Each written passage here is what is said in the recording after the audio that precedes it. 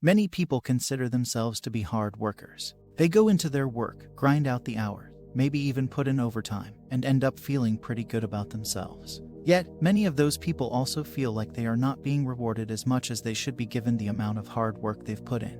This can be true for their workout, their job, or life overall. The reason for this is that they are not working smart. But what is the difference? How can you work smarter rather than harder? Let's say you run a business. That business is doing quite well, but you have to do a ton of work to keep it going. You pour in at least 70 hours every week, oftentimes 80 or 90. With that amount of effort, the business barely succeeds, but you keep thinking it is not worth it. I've had many clients that talk to me about this problem or ones with a similar theme, and every time we had to look into the day-to-day.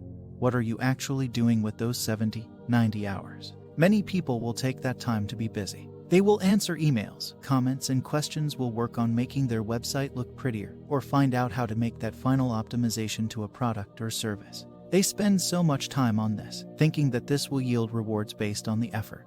What they do not look at, however, is what already gets them results. If you have a running business, then you have a funnel that people come in through. They see your product or service somewhere, and a certain percentage ends up buying from you. That is where you should spend your time, optimizing what gives you money. If your business is struggling, there is no point in you answering random emails if they do not yield any profit. It just does not matter. So many business owners get lost in details that just do not have any effect. They work their 70, 90 hours on small optimizations that lead to barely any results instead of looking at the bigger picture and figuring out what already works and improving on that. That is the difference between a busy person and an effective one, between a hard worker and a smart worker. A person who works effectively and smart will look at their desired end result and take the most efficient route they can see towards that end. This means if they want to make more money, for example, they will work on any pre-existing funnels or ways to generate more money and increase the effort spent there. If they wish to gain more muscle mass, lose weight, or be happier, then they will do the same and do more of the biggest things that help them to achieve that goal while eliminating time spent on the activities that do not lead there as effectively. Now, that does not mean those activities will be easy, or that they will be comfortable, but that is exactly the point. Working smart means you do what is most efficient regardless of how you feel about it. And that is exactly where so many people fall off. It's so much easier to just sit on the computer and answer some emails than to get out there and cold call potential customers. It's so much easier just to go for a walk once a day than to count calories or to read about how to improve yourself instead of acting on it. We get so comfortable with these small changes that we make because we think they make a difference. And they do. But in our comfort, we do not care to look at the results, as we expect them to be based on the effort, not the activity themselves. We assume it all turns out great, and when we then find out the effort has not yielded any results, get crushed. We start to lash out, point fingers, and blame whatever we can in order to uphold the idea that the effort we spent was not wasted. Once we are finally calmed down, we come to the solution that tops it all off: we just didn't work hard enough. It's like we slam our head against a wall expecting it to break, then get angry at the wall for not buckling. And once we calm down, we have the realization that we just didn't slam our head in hard enough. Maybe it's time to reevaluate our approach and to see if there is not a more efficient way to break through the wall than using our head. In summary, people that work smart take a look at the desired result first. They see where they want to go and then take a much colder approach to how to get there. As they look at possible routes, they decide not on the one that comes easiest to them, nor on the one that brings them the least discomfort, but rather on the one that they deem most effective. Sometimes this will be a very uncomfortable, scary, and difficult path. It does not matter. Their result matters more to them than the possible discomfort of the path, and they will do what it takes to walk that path. And sometimes they do get lucky with this and find a way that is both effective and comfortable. When that happens, it's a lucky break, but not something that they expect for the next time around.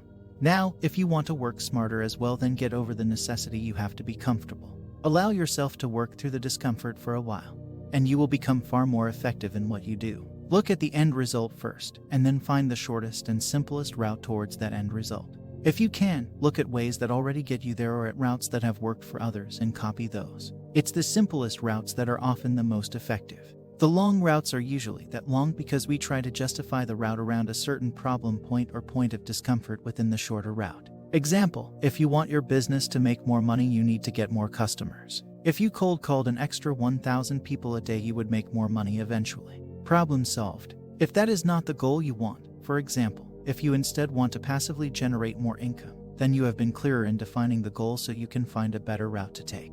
But do try to keep it as simple as you can. In the end, if you can explain your approach in a sentence or two, you are likely on the right track. The rest of the words you use are often just you trying to justify your way to a different path. Working smarter is not easier than working harder, but it is simpler. Find out where your time is well spent and where it is not by basing it on the results and then recklessly cutting out the things that are not worth your time. In time, this is how you become a smart worker. We can have two types of attitudes towards our work. The first way is to measure the value of our work in quantitative terms, in terms of the number of hours. The second way to measure the value of work is in qualitative terms, in terms of the results or outcome. Most people work hard since it is easy to measure your work in terms of the input, number of hours, than the output, results or outcome. A smart person, however, never measures the value of his work in terms of the number of hours that he put in, as his concern is getting the best output with minimum input. You can work smarter by observing the following steps. 1. Build habits that become systems. Develop habits that become systems. Habits are temporary, but systems work in the long run. Habits need motivation, whereas systems act as motivation for performing specific chores. Smart people develop a morning routine. It starts with waking at a fixed time.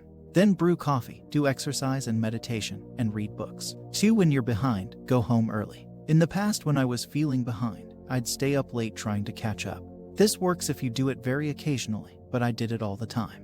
That made me tired, meaning more mistakes, less foresight, and less energy focused on the work. Now when I'm feeling behind and tired, I go home early and come in the next day raring to go. Use a Kanban board. A Kanban board is a board with one card or sticky note per unit of work, and one area per state the work can be in. For example, my home one has 5 areas: backlog, on deck, doing, on hold, and done. Some important features of a Kanban board. The size of each active area is strictly limited. On my home board, doing and on hold have 3 spots each, on deck has 6. I rarely use all those spots. It's not a schedule. Work takes as long as it takes. It's not a to-do list, where you list everything you could do. It's just the things you think are important enough to do soon.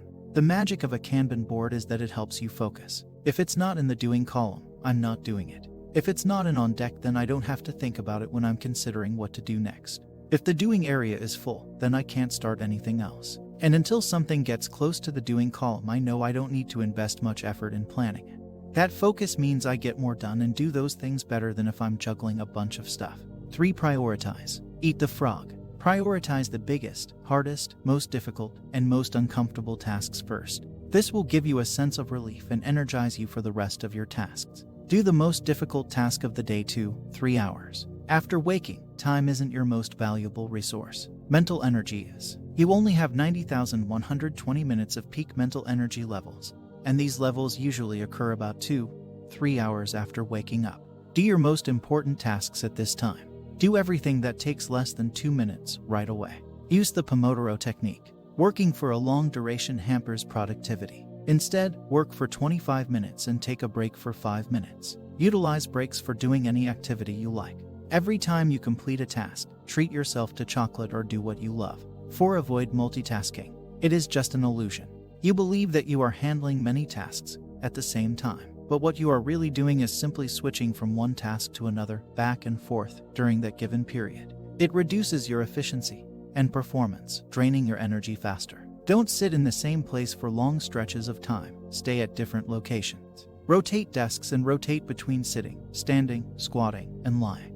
Changing location and posture increases productivity. For example, standing creates a sense of urgency, resulting in work being completed in less time. Clean your desk when you're leaving the office. 5. Don't spend all your time just working hard. I firmly believe that working hard is important, but make sure you also take time to participate in org-level events. It's one of the best places to interact with people outside your team. Go join different clubs that interest you in your office without second thoughts. I was very active in a women's affinity group and a GIVES team. I joined because I strongly believed in those ideologies, but it also helped me in other ways. They had another shadow program from the women's affinity group, and the leader chose me as a participant among 100 other applications. It was only because she knew I was actively contributing to the group. In this program, I shadowed the GM and engineering head of India, Guru Bhatt. He is one of the leaders that everyone looks up to in PayPal, India. Again, this shadow program and exposure were a side benefit of being active in company events. 6. Create location-specific tasks. Divide your days into different tasks such as writing, responding to emails, creating sales letters, etc. Then pick a specific location for each task and only complete that task at that location. This can be as simple as changing which side of the table you sit on, but will create powerful associations in your brain that will help you get more done. 7. Plan first. To accomplish a lot, spend quality time planning your work. Spend at least 30 minutes every morning identifying priority and reviewing your schedule. Keep that list in front of your eyes all day. Also, spend regular time on weekly and monthly goals. 8. Break the rules and be an amateur. Sometimes it's okay not to be an expert. You'll have a fresher perspective and you can see inefficiencies or problems with the process a lot faster. Sometimes working dumber is actually working smarter. So, don't shy away from taking on a task that you're not an expert in. Some of the greatest disasters in history were created by experts. Ask yourself, if someone forced you to do this task with a gun to your head, how would you do it? Many times we give ourselves lame excuses on why something would not work or how we can't make something happen. But this question puts everything in a very clear perspective. 9. Accumulate idle time information. Whenever we are stuck in line or have idle time, we basically throw it away by browsing stupid shit online. And other times we come across something amazing and educational, but we don't have time to absorb it. Why not combine the two? Save the amazing info into folders on your phone or computer, and next time you're stuck somewhere, jump into that pile of treasures instead of consuming trash. Ruthlessly curate outdated information. Start deleting outdated information, extraneous photos, old documents, etc. We're all drowning in the old digital information, and it's super useful to delete it regularly, whenever you can. 10. Listen to yourself. If you hate the idea of writing an article, don't. Find another task you can do now. Find something you're excited about. Anything worth producing is worth producing with love and passion. The world is full of mediocre or poorly conceived shit. You won't gain a lot of traction if all you're producing is half-assed stuff.